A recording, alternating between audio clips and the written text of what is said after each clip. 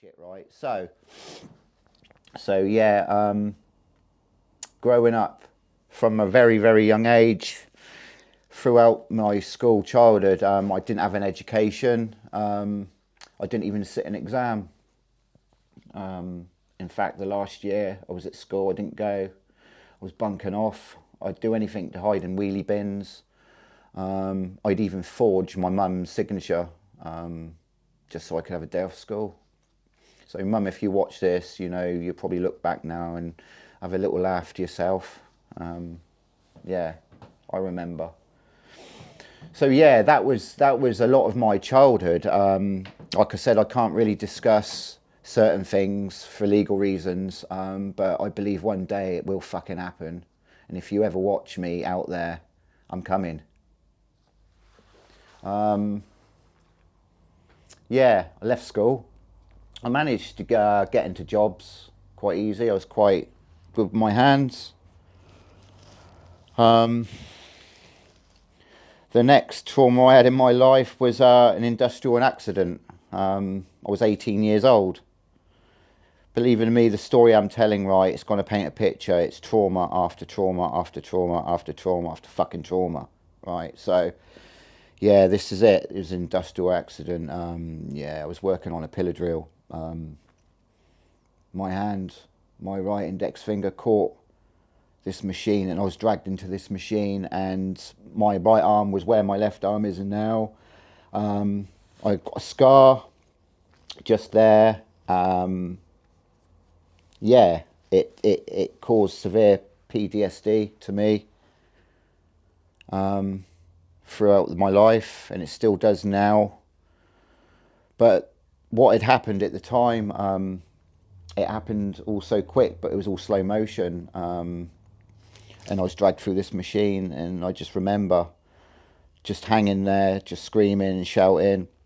Anyway, I was put on oxygen and that, taken to hospital, and I found myself fighting a big company at the time for negligence. It was their fault. There was no guard on the machine.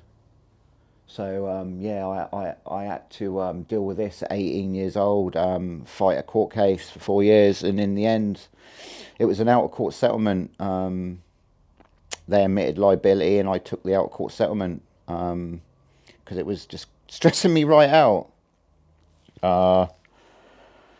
Anyway, now the company went bust anyway back then, so all I'm left with is with memories and just hate. Still hate for that company, for what they said and what they done, and they made me look a liar. Yeah, so that sticks with you. Traumas always stick with you. They never go. So yeah, finally got over that. There is something I'm going to share with you. I'm going to share with the fucking world, because I'm not going to mention no names again, but there was some family trauma that I want to share with you. And yeah, I was very close to my nan. My nan, very close. I was looking after her before she died. And her children. Again, I'm not mentioning no names, all right? So don't fucking think you can get me on that, because you can't, right? So yeah, I was looking after my nan before she died in her house, and we had a verbal agreement. Yeah, that I'd look after her. I'd look after her house before she died and when she died. And then eventually she died. And you bastards sued me for back rent. Didn't you? Eh? And I remember standing in court saying to the judge that I'd pay you back 5p a fucking month. I lived with that. I lived with that, and I still will live with it now.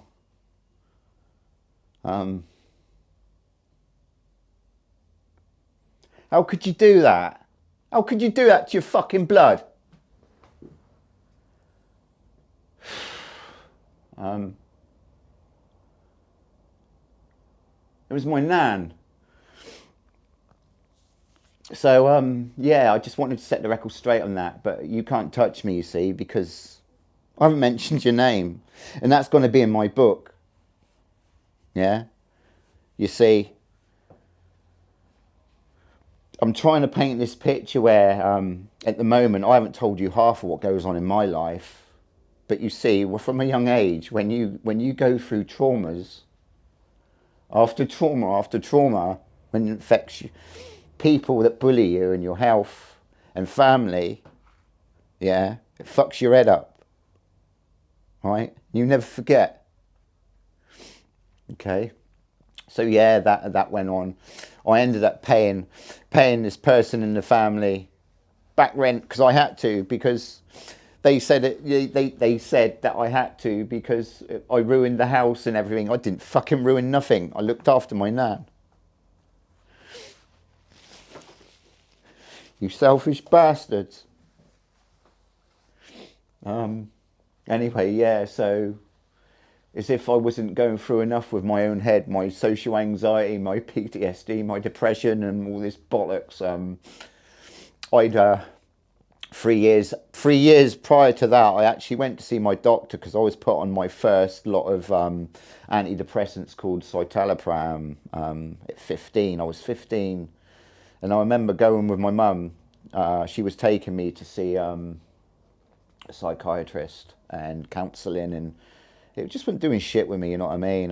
I just wasn't feeling it. I wasn't feeling the benefits of just opening up, telling a stranger at 15 about how I'm feeling. You know, you should be out enjoying yourself, not fucking flooding your eyes out in front of a counsellor about your life when you're only 15. So, yeah, my doctor, he gave me these citalopram, and I remember asking him, what do they do? And he said it just makes you feel better. There was never an explanation, you know, nothing. So I was on them. I was on 60 mil of citalopram, you know, and they were really spinning me out to start with. These pills, yeah, these pills, right, whether you're on antidepressants, I should explain the antipsychotics a bit later on, but like, they're not very nice pills to start with. You get all these weird sensations, feelings, and that, and then you start feeling a bit balanced up as you go on. So I was on them for a few years, and I remember at the time as well. This was early 90s. Yeah, going into the early 90s. Yeah, before mobile phones, before technology really kicked off, you know. I was having all these weird feelings, and I wasn't feeling right. I was growing up. I was seeing people. Well, I should have been going out with people, with mates, and having a good time, you know, having girlfriends and that. But I wasn't having none of that. I was like I was at home all the time, and it was a social anxiety. I look back and it was social anxiety. I was very shy and timid, and yeah, I felt ashamed.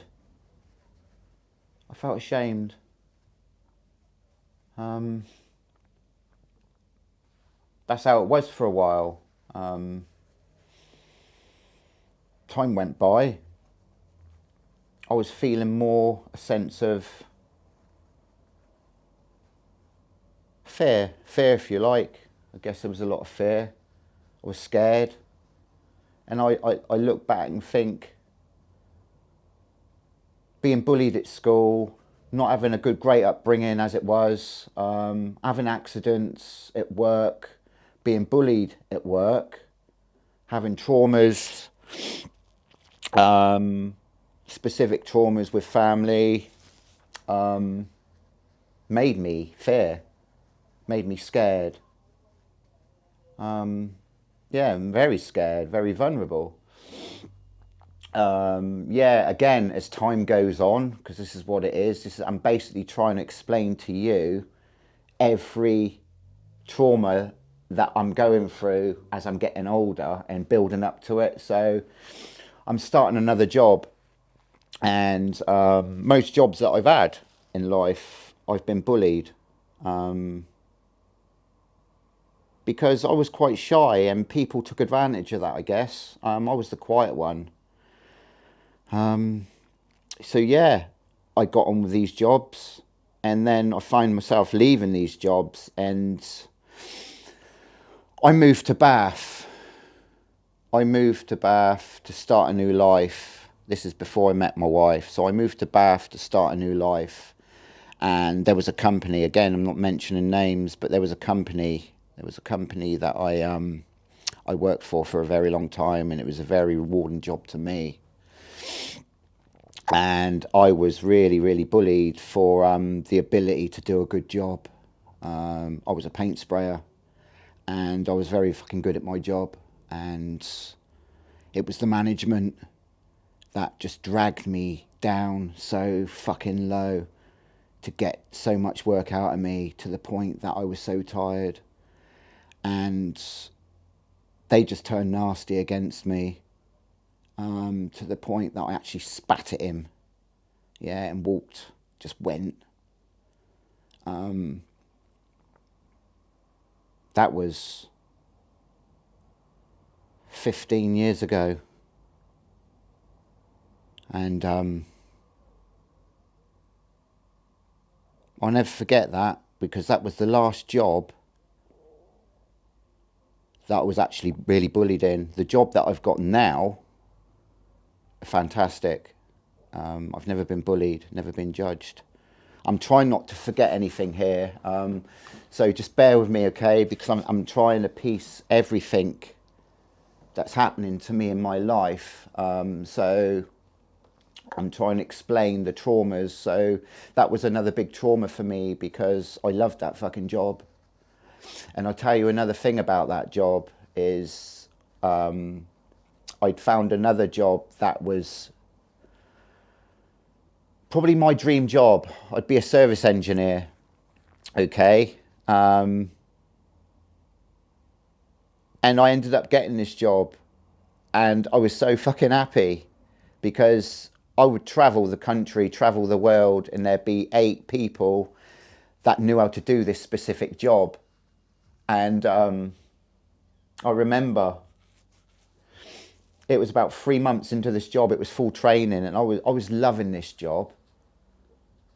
And then all of a sudden, this management turned on me, to the point that they'd start doing these things to me, where they wouldn't train me, or we had these customers coming in for this specific machine, and I had to sort of like repair this machine, and it would go out to these different sites, and you'd have customers coming in, and it's like, well, it's not fixed yet. The management would leave me there to explain myself to this customer, and I wouldn't know what to do, because they deliberately leave me there knowing that they haven't full trained me, and they was doing things like this, and it was really putting me in position. And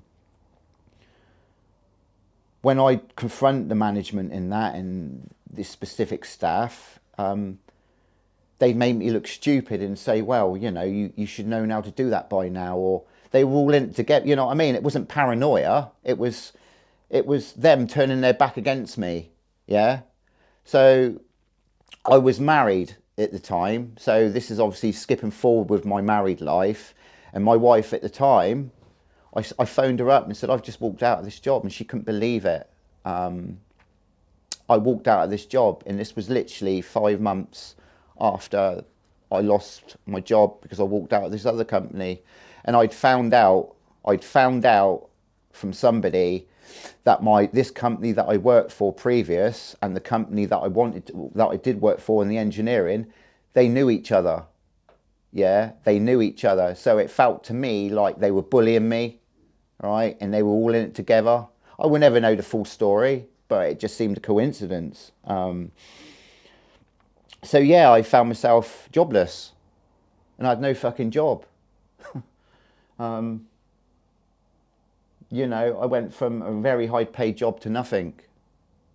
And I believe to this day it was because of the people, the management of these 2 companies. I'm not mentioning no names, because people don't like the real truth. Anyway, that's when this job come along, housing association. And they've looked after me. They've been really good to me. They know about my mental health. So if I've skipped forward, I'm sorry. But now, that was a trauma in my life that affected me because that was my dream job, and I'd lost it just like that because of other people. So again, it's down to other fucking people. It fucks your head up. So yeah, that was that.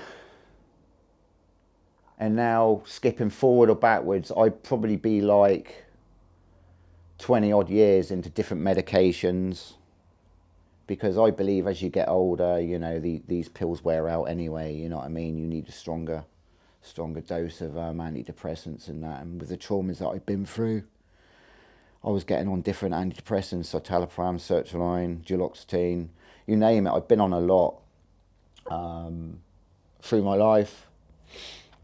33 years now on meds. So you see, that's just a few traumas that I can discuss right now with you. There's more to come, and I will get there. I will open up. It's going to happen. But yeah, so I'm married. Well, I was married to a lovely lady called Deb. We've had a son together, Alfie. Yeah, he's amazing. But unfortunately, we've split up now. But we remain good friends. So 3 years ago, I was diagnosed with depressive psychosis. There was other things that happened that I can't really discuss right now for legal reasons. But this was the darkest hour, I believe, for me and for my family. It's really upsetting, but I'm able to open up as best as I can. It hit me and my family for 6. I was put in hospital. I was hallucinating. I was drinking a lot. I was hearing, seeing things. I thought people was trying to kill me. It was a really scary time for me. I was smashing up the house. My wife would describe me as the guy out of The Shining. The street we lived on, people were just phoning the police. I was getting hated by some of my wife's family and friends. They was asking to leave me when I was in hospital. Yeah, come out of hospital, and it happened a second time, literally 8 months later. And it was a lot worse that time. And the mental health team said to my doctor that I was overlooked, said to my wife that I was overlooked, and that I never had the help that I should have had. And it was bad that time, because I was running down the motorway half naked. I'd had a drink. I wasn't medicated. I just didn't want to be here. I found a woods. I was found face down in the woods. It was -4, I believe, that night, and this is how it was. I remember I looked up and there was a torch. There was a torch in front of me deep in the woods, and it was I thought it was my granddad just saying, "Get up." But it was the police and the sniffer dogs. They'd found me. It was just in time.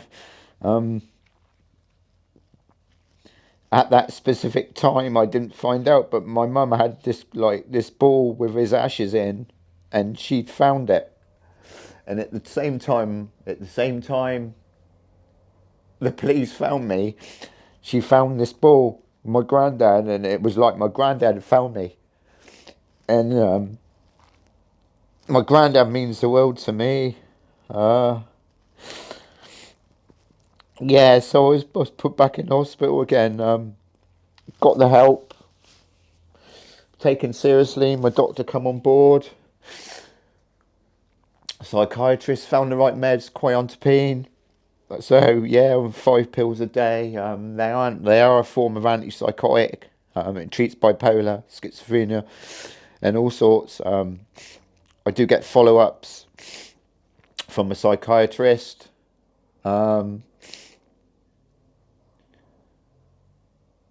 I'm on those pills now, and I'm doing well. I've got a good relationship with my doctor. Um, I do part runs with my doctor. My son does part runs with my doctor. And my doctor's amazing because she's seen me go from bottom to now. Um, Me and my wife have departed. I don't live in Bristol no more. I'm not going to tell people the location I live because it's privacy to myself. But we're doing well. We're good friends. My wife's getting help and support now. Um, my son's got problems, but we're getting help for him because he's seen me go through what I did. So yeah, what I'm trying to say is some of the traumas that I have had in my life I can discuss right now, but it's always been the trauma after trauma after trauma throughout my life that's put me where I am now and made me who I am now. I set out in 2019 to reach out to people anyway of depression and anxieties and call myself the Walking Man from Bristol because I wanted to walk and talk about it. Going back now, I was also diagnosed with some underlying conditions that give me a lot of health anxiety along the way. I educated myself the conditions I had and what I could do about it and worked with the doctors. I was drinking a lot, got liver disease. I don't drink now. Okay, tell a lie, I do, but it's special occasions and I can control my drink. I do drink non-alcoholic drinks because I've got to have some enjoyment in my life. I look back now and think how lucky I am, to be honest, because I'd hit rock bottom twice and it was a mental illness that I was going through, and it took two occasions to get not believed, but the support I needed from the hospital, the NHS, and yeah, and I guess in a way to be believed too. And I remember being in a room with three mental health doctors and that, and I was 46 at the time, and they said that it's that time in life for men that take their own lives, who gets diagnosed with schizophrenia and all these illnesses. To me, it's just names, you know what I mean? And it doesn't make you a monster. It doesn't. There's too much stigma around this. It ain't make me a monster just because I was ill. I've been called lots of names. Yeah, just because I was ill, it doesn't make you a monster. I wanted to help myself, and that's exactly what I did because I'd hit rock bottom, and I was lucky enough to get out of that through the help and to help myself.